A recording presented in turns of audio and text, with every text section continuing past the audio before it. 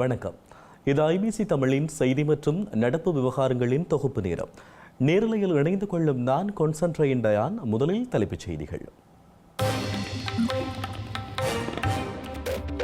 மாகாண சபையை தமிழ் முஸ்லிம் மக்கள் உரிமையாக கருதுவதாக அனுர தெரிவிப்பு.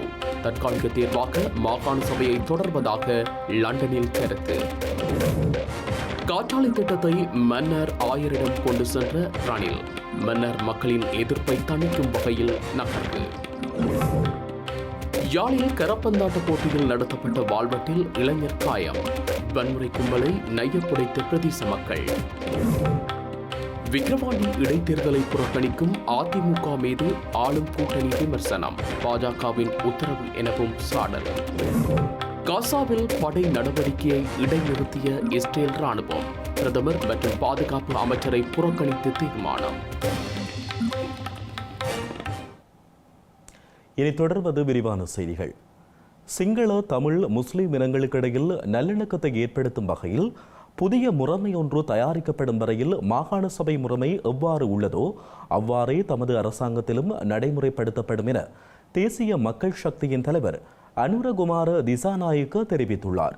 எவ்வாறாயினும் தேசிய பிரச்சினைக்கான தீர்வாக மாகாண சபை முறைமையினை தமது கட்சி ஏற்றுக்கொள்ளாதென்றும் அவர் தெரிவித்துள்ளார். பிரித்தானியாவின் லண்டனில் நடைபெற்ற கட்சியின் பொதுக்கூட்டத்தில் கலந்து கொண்டு உரை நிகழ்த்திய போதே அவர் இவ்வாறு குறிப்பிட்டுள்ளார்.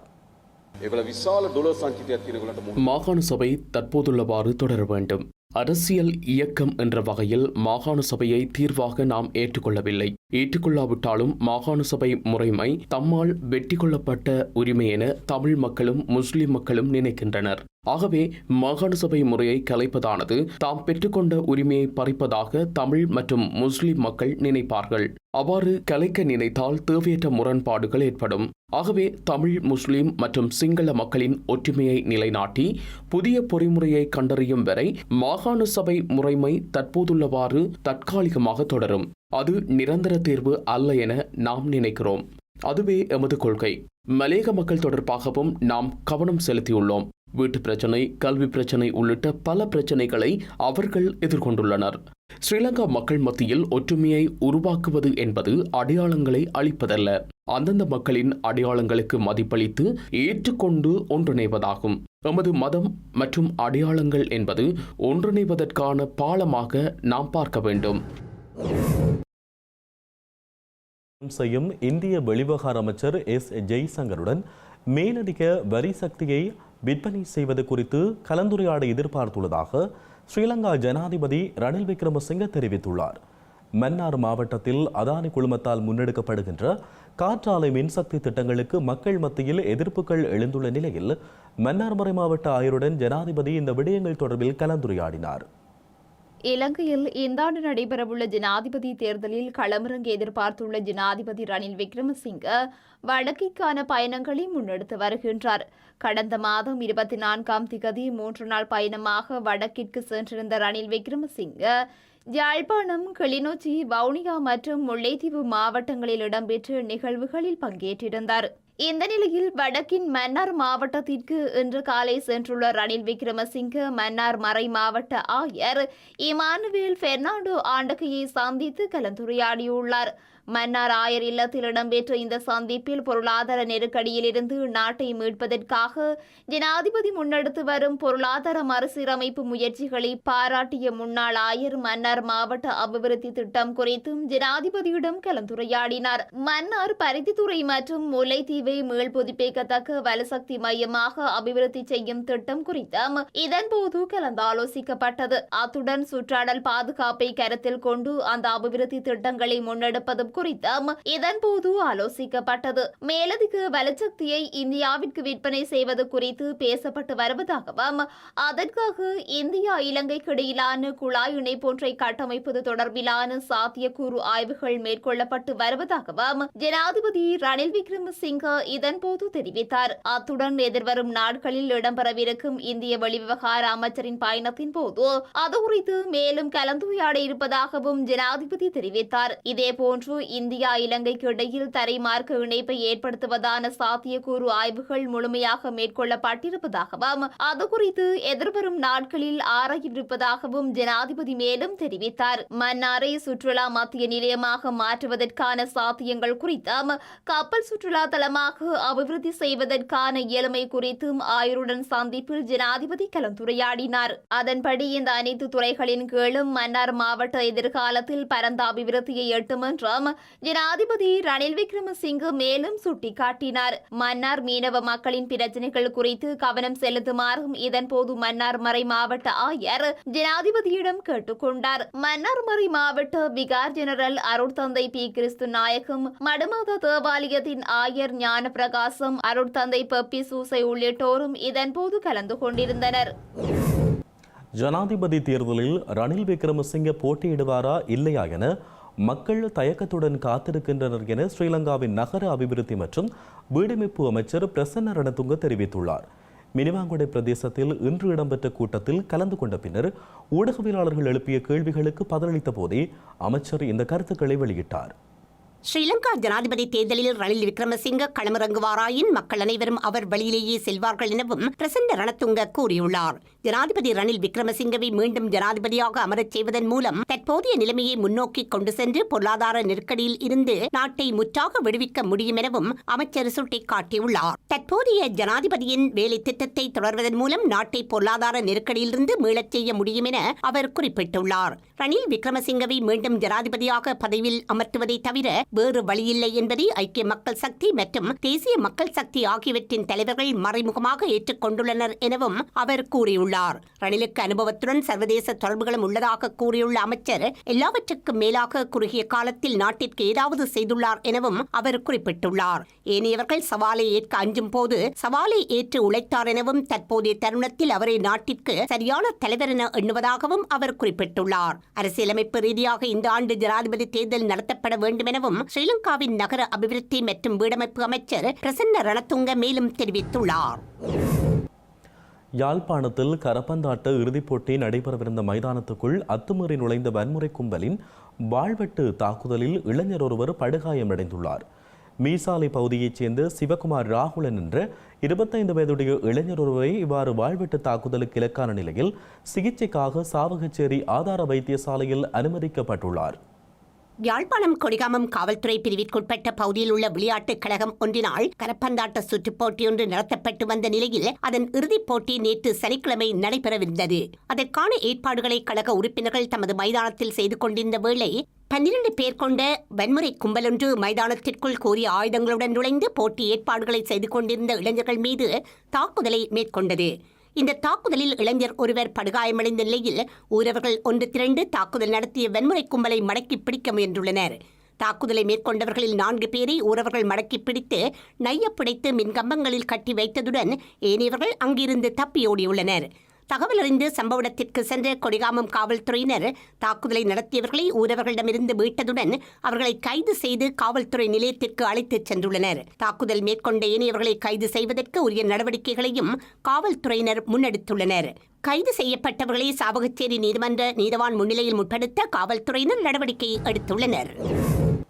போதைப்பொருள் கடத்தல் உட்பட சட்டவிரோதமாக சம்பாதித்த பணத்தின் மூலம் கொள்வனவு செய்யப்படும் அசையும் மற்றும் அசையா சொத்துக்களை நீதிமன்ற உத்தரவின்றி கையகப்படுத்தும் அதிகாரம் கொண்ட அமைப்பொன்றை நிறுவுவதற்கான சட்டங்களை விரைவில் நிறைவேற்ற ஸ்ரீலங்கா அரசாங்கம் உத்தேசித்துள்ளது.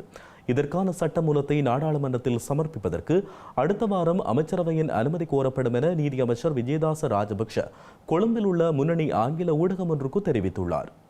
புதிய அமைப்புக்கு முழுமையான அதிகாரங்களை வழங்கும் சட்டமூலம் அடுத்த வாரம் நாடாளுமன்றத்தில் சமர்ப்பிக்கப்படும் என ஸ்ரீலங்காவின் நீதியமைச்சர் விஜயதாச ராஜபக்ச தெரிவித்துள்ளார்.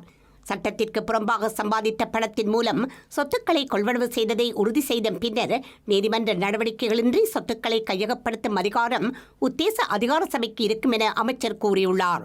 எனினும் இந்த அமைப்பு மேற்கொள்ளும் முடிவுகளை சவாலுக்குட்படுத்தக்கூடிய சட்ட விதிகளும் இருக்கும் என அவர் சுட்டிக்காட்டியுள்ளார். போதைப்பொருள் கடத்தல் மூலம் சட்டவிரோதமாக சம்பாதித்த பணத்தில் குவிக்கப்பட்டதாக நம்பப்படும் சொத்துக்களை கைப்பற்றும் காவல்துறையின் சமீபத்திய முயற்சிகளை அடுத்து இந்த புதிய சட்டமூலம் சமர்ப்பிக்கப்படவுள்ளது. சில வீடுகள், வணிக கட்டடங்கள் மற்றும் வாகனங்கள் நீதிமன்ற உத்தரவை தொடர்ந்து உரிமையாளர்களிடம் திரும்ப ஒப்படைக்கப்பட்டது. இவ்வாறான சொத்துக்களை கையகப்படுத்துவதற்கான பொறிமுறை எதுவும் இல்லை எனவும் குறைபாடுகளை நீக்குவதற்கு புதிய சட்டங்கள் உதவியாக இருக்கும் என்பதால் சில மாதங்களுக்குள் புதிய சட்டங்களை நடைமுறைப்படுத்த வேண்டும் எனவும் அமைச்சர் விஜயதாச ராஜபக்ச மேலும் தெரிவித்தார். மியான்மரில் சிக்கியுள்ள இலங்கையர்களை மீட்பதற்கான கலந்துரையாடல்களும் தற்போது முன்னெடுக்கப்பட்டு வருவதாக குறிப்பிட்ட ஸ்ரீலங்கா வெளிவகார ராஜாங்க அமைச்சர் தாரக பாலசூரிய அவர்களை மீட்க முடியும் என்ற நம்பிக்கையுள்ளதாக குறிப்பிட்டுள்ளார். மியான்மரில் இணைய குற்றச்செயல்கள் இடம்பெறும் பகுதியில் பல நாடுகளைச் சேர்ந்த 1 லட்சத்துக்கும் அதிகமானோர் தடுத்து வைக்கப்பட்டுள்ளமை தமது மியான்மர் விஜயத்தின் போது தெரிய வந்ததாக தாரக பாலசூரிய தெரிவித்திருந்தார். மியான்மருக்கான விஜயத்தை நிறைவு செய்து நேற்றைய தினம் இலங்கைக்கு மீளத் திரும்பிய பின்னர் ஊடகங்களுக்கு கருத்துரைத்த போதே அவர் இதனை குறிப்பிட்டுள்ளார். மியான்மரில் இணைய குற்றச்செயல்கள் இடம்பெறும் பகுதியில் 49 இலங்கையர்கள் தடுத்து வைக்கப்பட்டுள்ளனர். அவர்களை விரைவில் மீட்க முடியும் என்ற நம்பிக்கை உள்ளது. இது தொடர்பான கலந்துரையாடல்கள் இடம்பெற்று வருகின்றன. இதேவேளை ரஷ்யா மற்றும் உக்ரைன் மோதலில் பங்கேற்று ரஷ்யாவிற்கு சென்றுள்ள இலங்கையின் முன்னாள் ராணுவ உத்தியோகத்தர்களை மீளவும் இலங்கைக்கு அழைத்து வருவது தொடர்பான கலந்துரையாடல் ஒன்று இந்த மாத இறுதியில் இடம்பெற உள்ளது.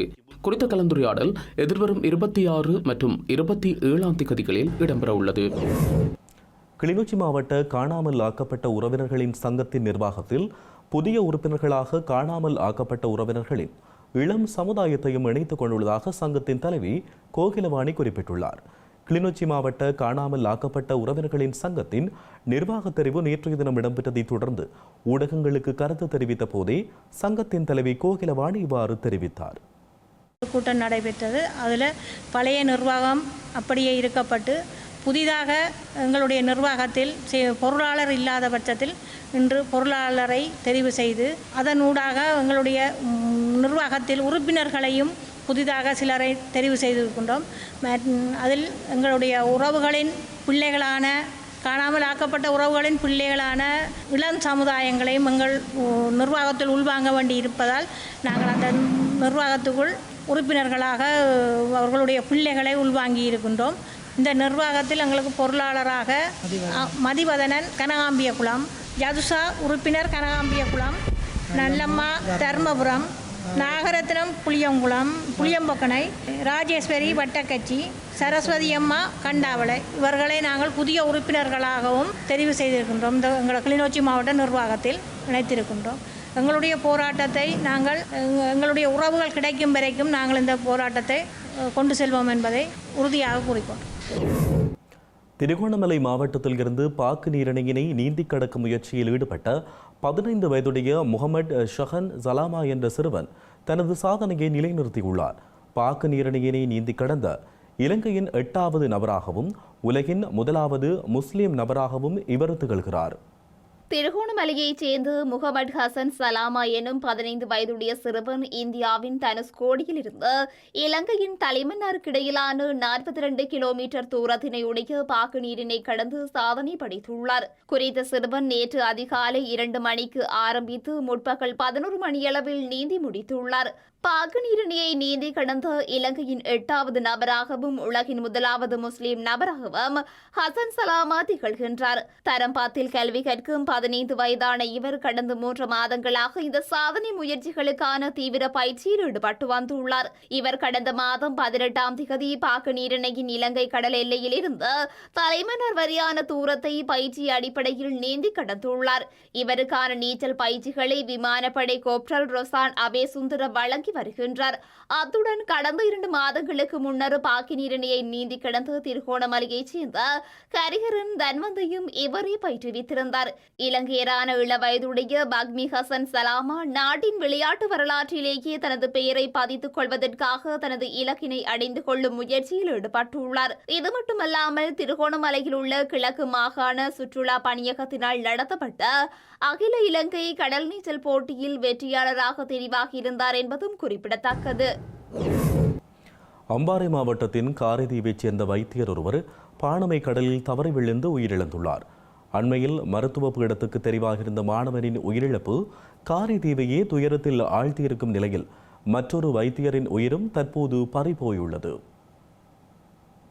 காரைதீவு விப்லாந்தா மத்திய கல்லூரியிலிருந்து இந்த முறை மருத்துவத்துறைக்கு தெரிவான காரைதீவைச் சேர்ந்த 20 வயதான சிவகரன் அக்சயன் என்ற மாணவன் நேற்று முன்தினம் வெள்ளிக்கிழமை காலை ஆற்றில் நீராடும் போது நீரில் மூழ்கி உயிரிழந்திருந்தார். இந்த மாணவனின் இறுதி நிகழ்வுகள் நேற்று நடைபெற்றிருந்த நிலையில் காரைதீவை சொந்த இடமாக கொண்ட தக்சிதன் என்ற வைத்தியரும் தற்போது உயிரிழந்துள்ளார்.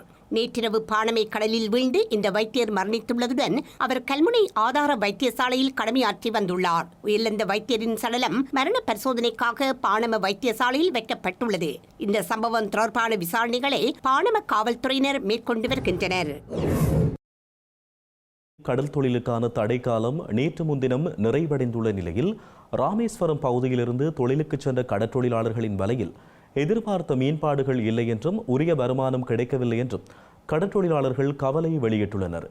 இந்திய கடற்றொழிலாளர்களின் தடைக்காலம் நிறைவடைய உள்ளதாக தெரிவித்து அத்துமீறிய கடற்தொழில் நடவடிக்கையை கட்டுப்படுத்த நடவடிக்கை எடுக்குமாறு ஸ்ரீலங்கா கடற்தொழிலாளர்கள் கோரிக்கை விடுத்து வருகின்றனர். இவ்வாறானதொரு நிலையில் தடைக்காலம் நிறைவடைந்து தொழில் நடவடிக்கையில் ஈடுபட்டுள்ள இந்திய கடற்றொழிலாளர்கள் கவலை வெளியிடுவது ஸ்ரீலங்கா கடற்றொழிலாளர்களிடையே கடும் விசனத்தை ஏற்படுத்தியுள்ளது. இறால் 300 கிலோ 400 கிலோ வந்திருக்கு. மீன்பாடு 1 டன் முதல் 1.5 டன் வரை வந்திருக்கு. ஆனால் நம்ம தடைக்காலம் முடிஞ்சு போகும்போது நாங்கள் பயன்படுத்தக்கூடிய வலை, ரோப்பு, செயின், டீசல் போன்ற பொருட்கள், அத்தியாவசிய பொருட்கள் பூரா விலை அதிகமாக 1க்கு 2 மடங்காக வாங்கி ஒரு படகுக்கு 1 லட்சம் முதல் 5 லட்சம் ரூபா வரை நாங்கள் செலவு பண்ணி கடலுக்கு போயிருக்கிறோம். ஆனால் போயிட்டு இன்னைக்கு மீனை பிடிச்சிட்டு வந்தோடனே எல்லா மீனுமே விலை குறைவாக ஒரு நியாயமான விலையே இல்லை. இந்த வெளிநாட்டுக்கு ஏற்றுமதி பண்ணக்கூடிய இறால், நண்டு, கனவா பொருட்கள்லாம் 4 கம்பெனிக்காரங்க இருந்துக்கிட்டு அவங்க விலையே சொல்ல மாட்டேங்காங்க. என்ன விலைன்னு எங்களுக்கு தெரியாத ஒரு சூழ்நிலை இருக்கு.